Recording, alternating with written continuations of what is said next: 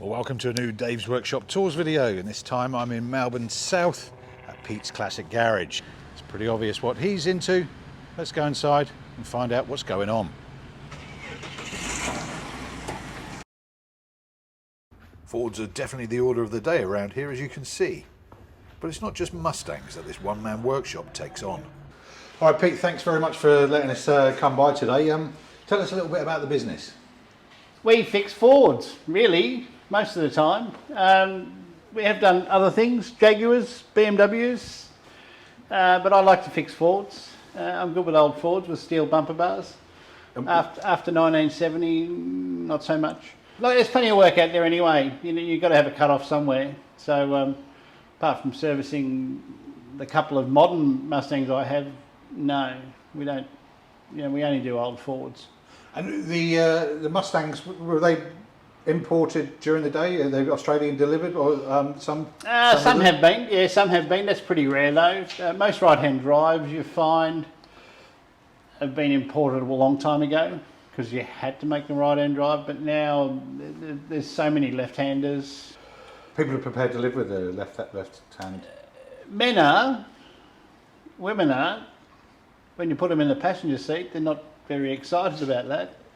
Going right? around Well, no, you go past a truck down the freeway, and you go to pull out. She knows more than you do, and she can see what's happening, but you can't, and that can be exciting. I know because I do it myself when I have a left-hand drive ute, and you pull out behind a truck, and there's a lot of car out there before you go past. Absolutely. Okay, what have we got behind you?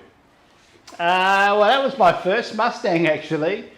I found that in China in 1995. It was a road registered Hong Kong car and a race car at the same time. And it raced in Macau, the Philippines, China, mainly Malaysia, in places like Zuhoi, and that's in China, and Shah Alam, Pasir Gudang.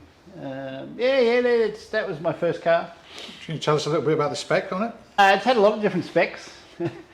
It's had a 383 Cleveland. It now has a 363 Windsor. It's a dog box, torque sensing 9-inch, 4-link, coilover all round. It's a good car, it's quick. Does it get out much? It'll be leaving shortly actually to go to Winton. A girl's been driving it for a couple of years, I think.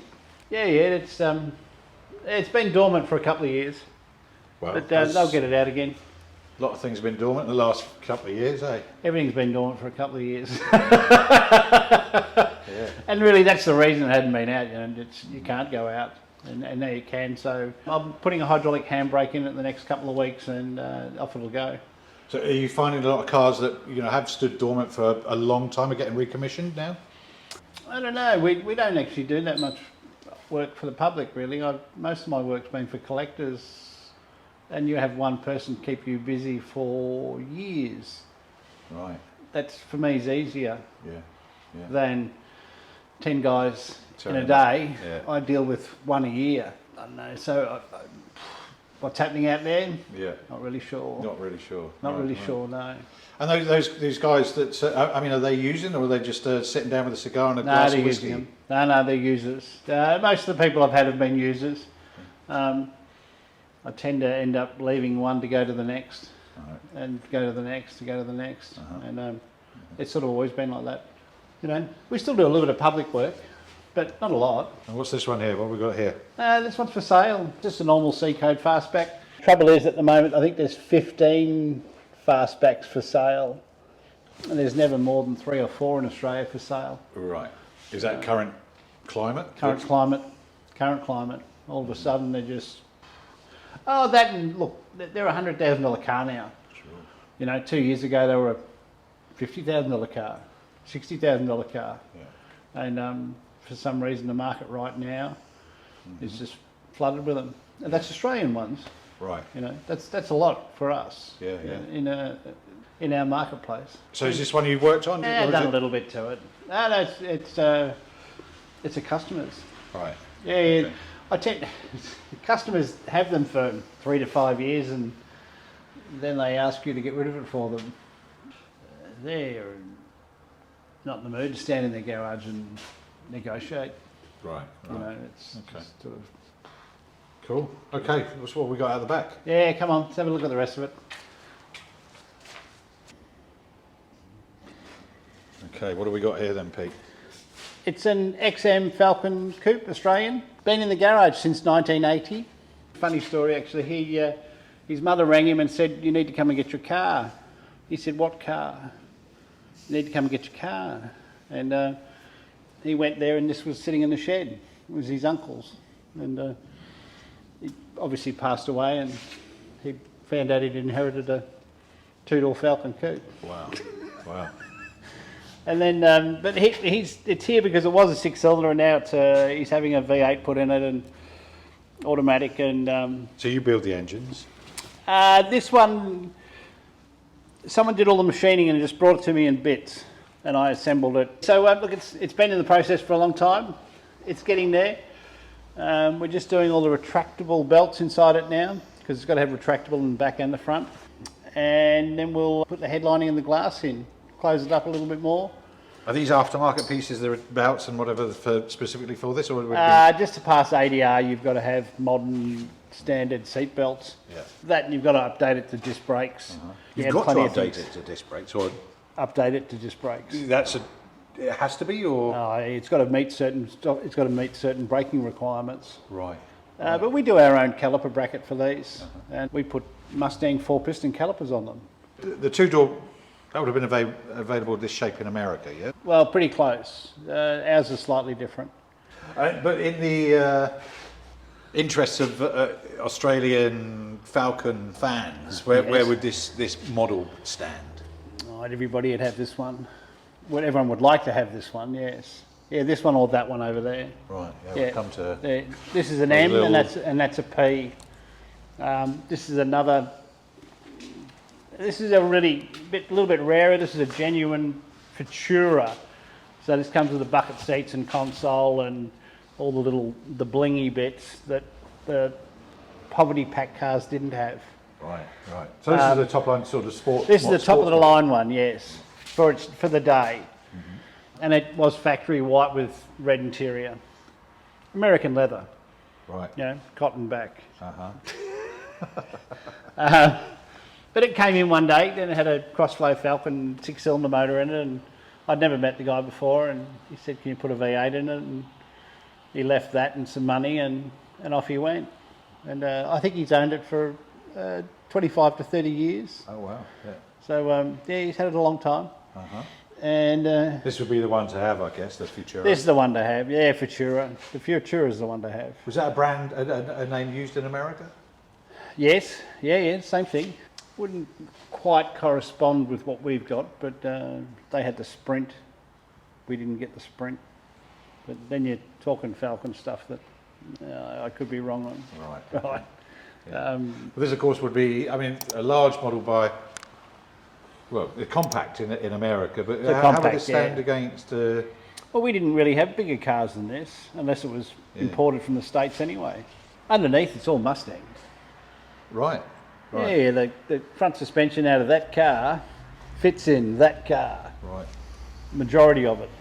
And so what are you actually doing to this car today? It's not far off being delivered. We're just doing the air conditioning now. He's a Melbourne boy that's been living and working in Hong Kong. Everything has aircon. So the Falcon's going to have aircon. It's nearly finished. We've just got 2 hoses to do and he'll get his car back. How does this drive compared to a Mustang, given that it's pretty much the same underneath? This is probably drives a little bit better. This has a drop stub axle in it.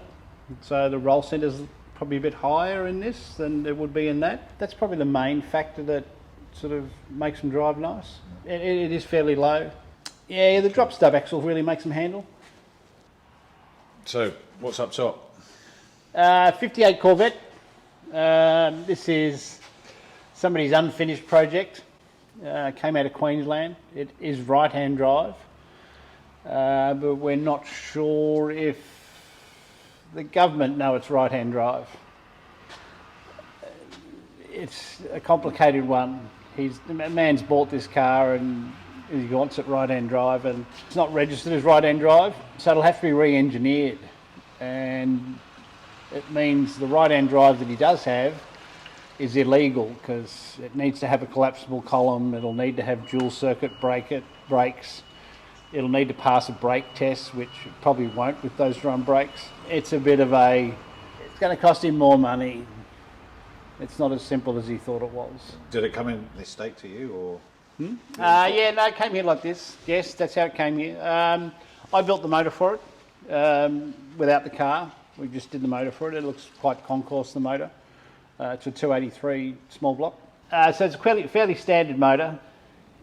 And the gearbox was done down the road, but he went off to my electrician and people that we use, and then it's come here, and I've just got to make it start and run, and then he'll work out what he's going to do about the right-hand drive. Can you see much work being done? It's a tricky one. I'm reluctant to spend his money because you're going to have to do it again. I've sent him off to find out what's happening. You need to check with the government, and let's do it all once instead of doing it twice. Sure. You know, you're going to spend 10 grand in the first bill, only to redo it all again to find out it's going to be. Yeah. So he needs to go away and find out some information. Yeah. Okay. And let's do it properly. We've done one before. We did a 59. It was a right-hand drive Corvette already, and he was only a little short man. Couldn't push the clutch in; it was too heavy. And he lived in Paran. Couldn't turn the steering wheel. So we put power steering in it with a close ratio box, with an electric pump, and then we just got the hydraulic ratio right, and it was, you could push it in with a hand, right, and you could turn it like that. And, we just made it user friendly, if that makes any sense. Sure. And that's what he needs to do, is make it user friendly. Yeah. The more user friendly they are, the more you'll use them. You know, I could make this Falcon handle better, but it would become less user friendly. Right. The steering would become heavy. Yeah, sure. And wouldn't be nice to drive. So it's always a little bit of a compromise between outright performance and really making it nice to drive. Yeah, yeah. And the nicer they are to drive, the more you'll drive them. The worse they are, you just won't drive them. Mm-hmm. Mm-hmm. That's a little bit what we look to do here, if we're doing something for someone, is make it user friendly. Right. And as presumably the years creep on with owners and whatever, the more user friendly they are, the more likely that, like you said, they're going to use them and what have you. That's the thing. Yeah. It's like that orange race car in there. That thing is so easy to drive for a racing car. Mm-hmm. You could drive it home. Mm-hmm. You know, the clutch is soft, the brake pedal's reactive, the accelerator's pretty reactive. It steers and does what you want it to do. Great stuff. Okay, mate. All right. So another part of your business is renting these Mustangs out. That's correct. Yes, we've got a 265s, a 66, a 67, a 2017. I've just bought another one from the States, a 65, which I'll convert to right-hand drive myself. And I've got another 17 coming, I think, but we'll see. 2017? 2017, right. Yeah. Okay. Yeah, 2017, yeah. And the business is strong? Yeah, it's good. It's good. Is there much work to do on the upkeep of these cars when the rental business? Upkeep's not so much, but it's the initial technical and financial investment to make them daily drivable or reliable or not breaking down at the 12 Apostles. That's the trick. We buy good bits. We service them every 5,000 Ks. We go through the car to make sure nothing's happening, because I don't have free time to run down to the coast all the time. Sure. And it's been great, as long as you stay on top of them. And we don't have any electric fans, actually. That's been the biggest trick. Our biggest breakdown was a bad earth, one bad connection, a fuse, and always to do with the electric fan. So they're all mechanical fanned. And they're all automatic, are they? Or? They're all automatic. Right. They're all automatic, they're all right-hand drive, they've all got power steering, they've all got electric roofs. User friendly.